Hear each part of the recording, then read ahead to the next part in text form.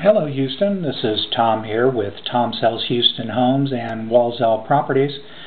I just got off the phone with a buyer referral, and the buyer asked me a really important question that I was glad that he knew to ask, and that is, do I need to get pre-approved before I start shopping for a home? This is a question that I get asked just about every day, and the answer to that question is absolutely yes. If you're not pre-approved when you're out shopping for a home, you're window shopping.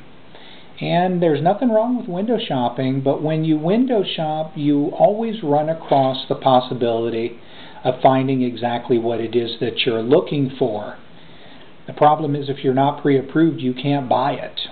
And while you're going through the process of getting pre-approved, another buyer who is pre-approved comes along and buys that house that you really want to have.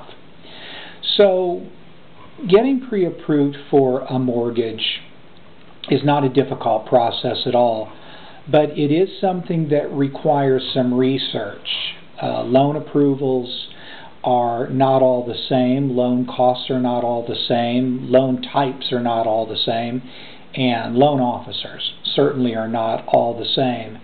As a realtor, sure, I have lenders that I like to work with. I find that they're strong when it comes to buyers of all shapes and sizes, and that their costs are low. The cost to borrow is low. The loan origination fees are low. So I shared all of that with the buyer and found that he was very open and receptive to that idea. So he is now going to get himself pre-approved for a home.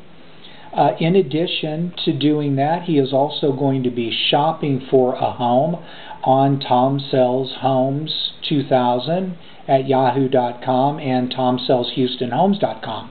He'll be shopping for homes on Tom Sells Homes, TomSellsHoustonHomes.com. That is my website, and when you shop on my website at TomSellsHoustonHomes.com, you are shopping on HAR. My site is plugged into HAR.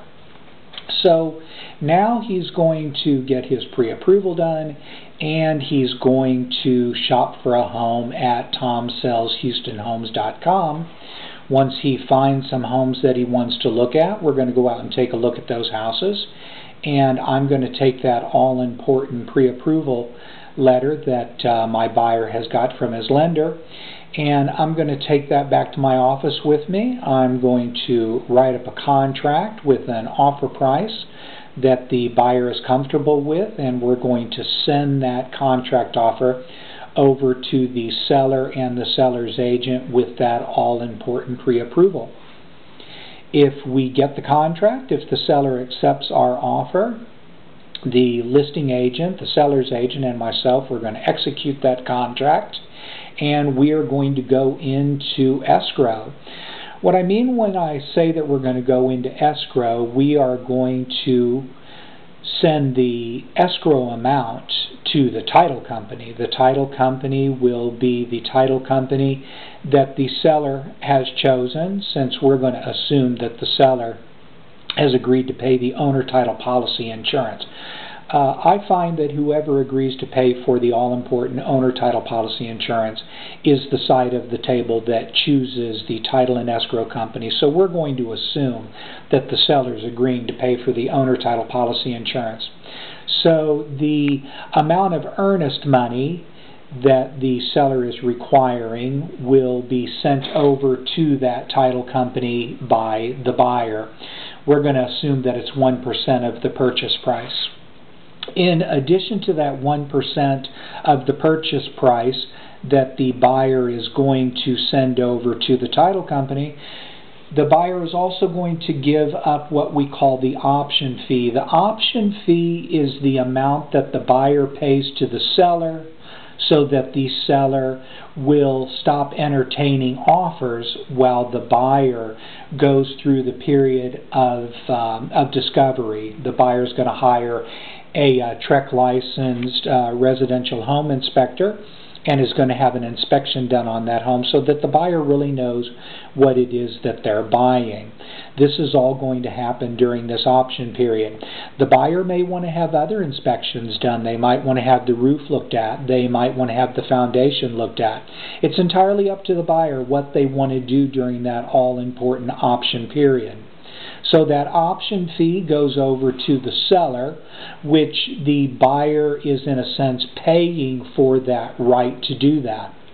That option fee is not refunded to the buyer if the buyer decides to terminate the contract, but it does come off of the price of the house if the buyer decides to follow through with the purchase. Now that earnest money, that 1% of the purchase price, that also comes off of the price of the house at closing as well. So let's say that we're done with the option period, we've cleared that hurdle, and now we're going to go into contract pending. The contract pending means that the buyer is getting their loan in order, the title company and the buyer's lender are getting all of the details worked out. They're establishing a line of communication as we move to close.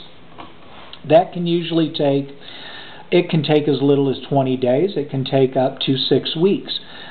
During that period of time, it's very important that the buyer not do anything with their credit. You want to just sit tight, don't exercise your credit, don't take out any credit cards, buy furniture, buy appliances, buy a new car, don't do anything. You can do all of that after you close. Once you're done with your closing, you have your keys in your hand, you are now the owner of this home, then you can do whatever you want to do.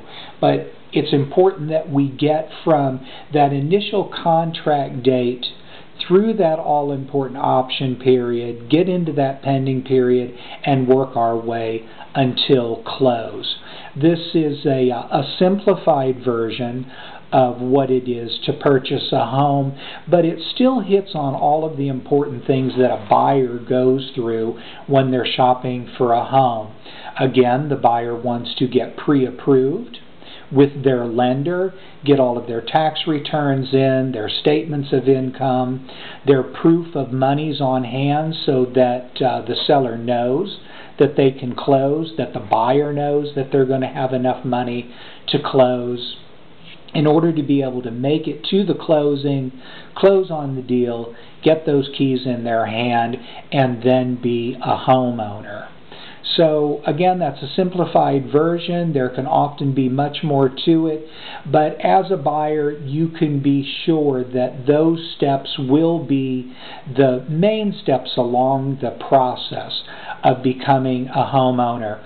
This has been Tom with TomSellsHoustonHomes.com and Walzell Properties, and remember, we want to be your realtor for life. Thank you for listening. Bye-bye.